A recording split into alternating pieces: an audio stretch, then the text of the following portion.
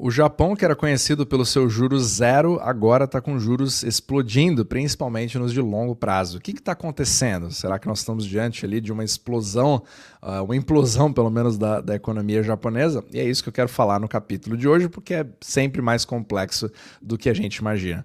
Então vamos lá, quando você vê várias notícias falando sobre esse assunto, eles focam principalmente nos bonds de longo prazo, né? Então esse aqui é o que a gente chama de JGBs, né? São os bonds japoneses de 30 anos. Você está vendo claramente aqui uma subida, que já não é de agora, só que ela veio se acelerando bastante, né? Então você vê uma subida nos últimos meses e de repente você começa aí já verticalizando mais.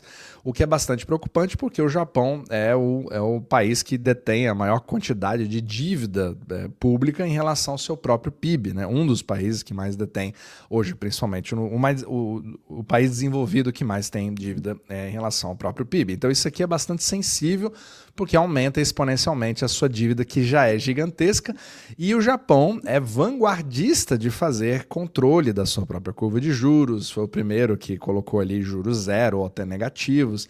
Então ele é literalmente um experimento vivo em relação à sua economia, que criou ali vários problemas deflacionários. Só que o problema, em princípio, parecia ser o contrário. Agora você tem a inflação voltando para o Japão, você tem o Japão normalizando, entre aspas, a sua economia, porque agora nós temos uma perspectiva de aumento de salário maior, e você vai ter uma produtividade maior, e você também tem uma recuperação do resto do mundo, ou seja, o Japão vai começar a parar de ter esse juros zero, nós queremos subir os juros. E aí você começa a ver uma série de problemas que batem na realidade de como o Japão se configurou nesse sentido, né?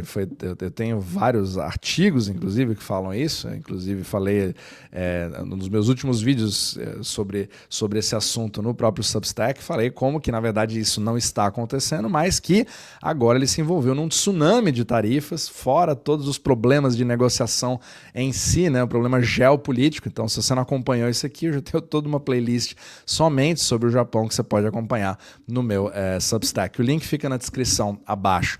E aí você tem toda aquela narrativa sendo quebrada, né? E aí fica aquela questão, mas tá bom, temos que prestar atenção no Japão, mas o que pode quebrar, né? Qual que é o problema? E por que o Japão é tão importante? Primeiramente, se você observa o sistema euro-dólar, que são os dólares fora dos Estados Unidos, o Japão ele é extremamente importante para a distribuição desses dólares. Então, como ele tem uma quantidade absurda de bonds, ele faz bastante repo, né? Ele gera crédito usando esses bonds como colateral e distribui para o resto do mundo, mas principalmente para a China, né? Que é um dos maiores consumidores ali. Então você tem um equilíbrio bastante sensível. E ao mesmo tempo, da forma que a economia japonesa se configurou diante de um quadro deflacionário, com juros praticamente a zero, e uma moeda cada vez mais fraca em relação ao dólar, isso propicia o famoso carry trade, onde você pega dinheiro emprestado na moeda mais fraca para poder emprestar na moeda mais forte, no caso o dólar.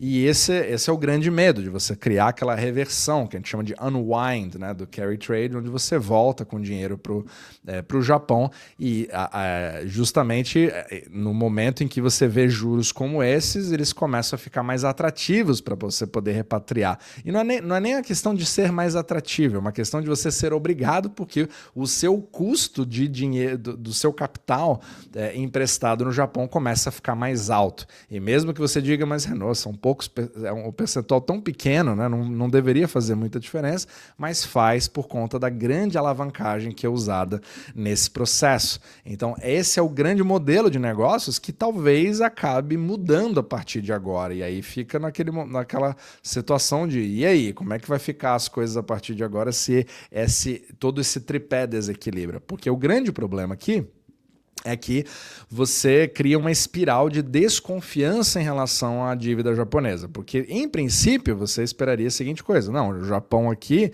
quando você vê esses juros de longo prazo crescendo, principalmente os de longo prazo, isso cria uma falta de confiança em relação ao futuro do Japão. Será que nós teremos um governo que vai conseguir pagar as suas contas? Será que você vai ter uma economia que vai conseguir crescer de fato, né? ou aqueles mais otimistas poderiam dizer, não, na verdade, isso é uma expectativa de inflação maior no futuro, então eu preciso disso para poder me proteger.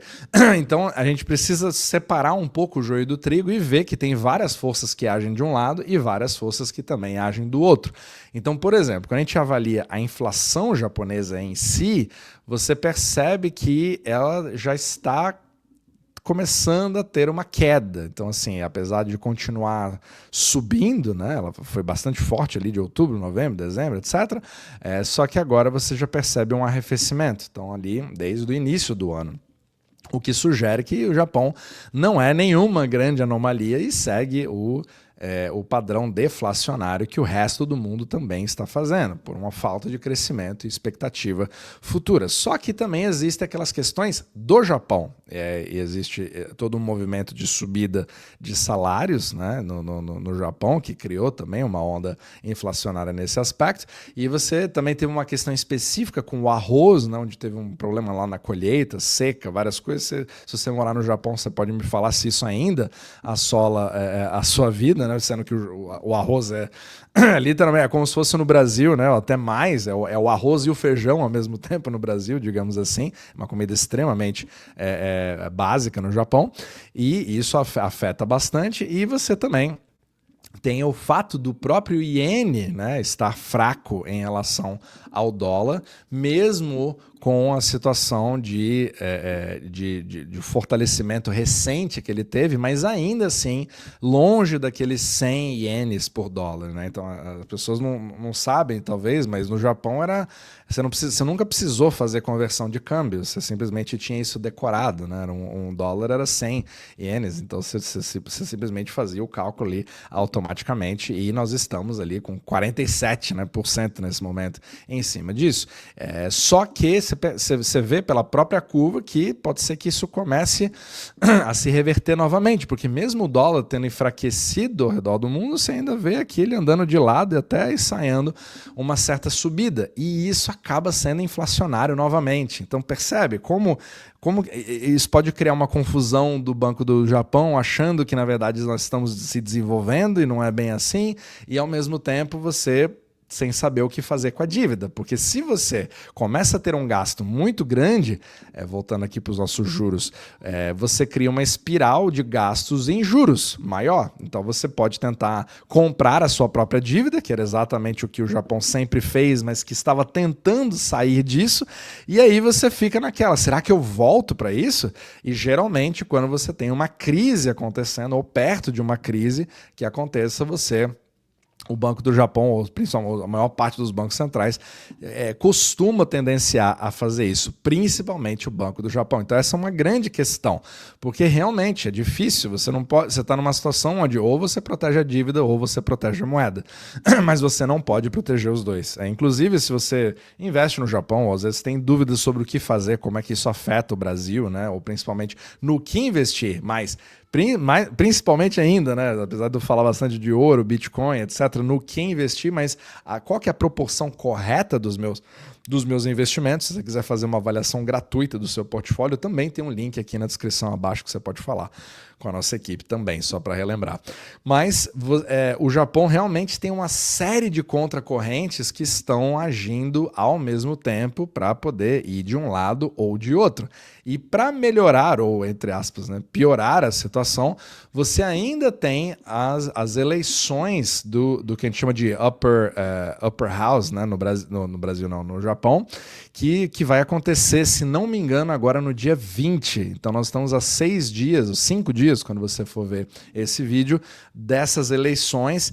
E quando você volta e observa a curva de juros de 30 anos, de 40 anos, né, que são as que mais subiram ultimamente, isso mostra desconfiança, isso mostra falta de credibilidade em relação à capacidade do governo de dar conta das suas contas, de ter alguma perspectiva econômica ou de inovação ou de crescimento, que é exatamente o contrário que está acontecendo, sem falar de todo o problema da negociação, das tarifas que acabaram ainda em cima deles, feitas ali pelo Trump, que era para ser o parceiro mais fácil, as primeiras negociações, né, os primeiros acordos já feitos e, por incrível que pareça, parece que a China está tendo um acordo antes do Japão, o que é simplesmente impensável. Mas 2025 é realmente o ano para a gente não ficar surpreso com absolutamente nada, e os memes dominam, todas as surpresas podem vir a qualquer momento e tudo isso pode mudar o mercado. Aí fica aquela grande questão. Está na moda falar que o carry trade vai explodir e o mundo vai explodir por conta disso, porque o Japão vai levar o resto do mundo, só que a gente esquece de como que o Japão interessa, a integridade econômica do Japão interessa muito mais para os Estados Unidos, para a China e para o resto do mundo do que somente para o Japão. Então não é uma coisa que leva de forma isolada, porque se um bloco do sistema implode, do sistema euro-dólar, você cria problemas para países que você nem imagina, né? Apesar de você achar que o Japão e a China não tem nada a ver e que um está indo no caminho do desenvolvimento e o Japão ali, vassalo dos Estados Unidos, parou no tempo, talvez você precise repensar isso, porque o sistema monetário liga os dois muito mais do que a gente imagina, por conta da forma que a China interage com o sistema euro-dólar de uma forma fechada, usando Hong Kong como válvula. Ela não tem contato direto com o sistema euro-dólar por conta do controle de capitais. E acaba dependendo do Japão para esse tipo de acesso a capitais. Então, assim, é uma coisa extremamente complexa e multifacetada, que vai fazer com que a gente tenha aí uma certa volatilidade vindo, principalmente se o Banco do Japão não fizer nada para voltar a controlar a curva de juros. Só que, por outro lado, olha como a situação do Japão é interessante, né, no sentido de ser complicada. Se o Japão quiser voltar a fazer o controle da curva de juros, ele vai ter que comprar muito mais bonds. E ele vai ter que, talvez, passar ali dos 50%, 60% de propriedade dos seus próprios bonds. Aí fica, mas espera aí, eu vou confiar num bond que... Você entende que o Japão está comprando cada vez mais, talvez não sobre nem muita liquidez para o resto do mercado privado, né, do livre mercado. E aí fica aquela grande questão. Perdeu a confiança, aí faz o juro subir mais ainda, perde a liquidez, o juro sobe mais ainda, que é exatamente o contrário do que você queria fazer. E pode virar uma espiral. E aí você colocando dinheiro na situação, você imprime mais dinheiro, justamente o iene, e faz o iene ficar mais fraco, aumentando a inflação, subindo os juros. Olha que loucura. Então, isso é para você ver como que as coisas são extremamente... pode se tornar um ciclo vicioso de uma forma muito rápida, e ela depende da psicologia humana, querendo ou não, dependendo das coisas que forem acontecer. Então, vamos ver a cena dos próximos capítulos, mas principalmente agora, com essa eleição que vai vir no dia 20, vamos ver quais serão os próximos passos e quais são os passos, os reais passos que vão ser dados ali para o Japão dar mais segurança para o resto do mundo e, quem sabe, controlar um pouco mais esses juros.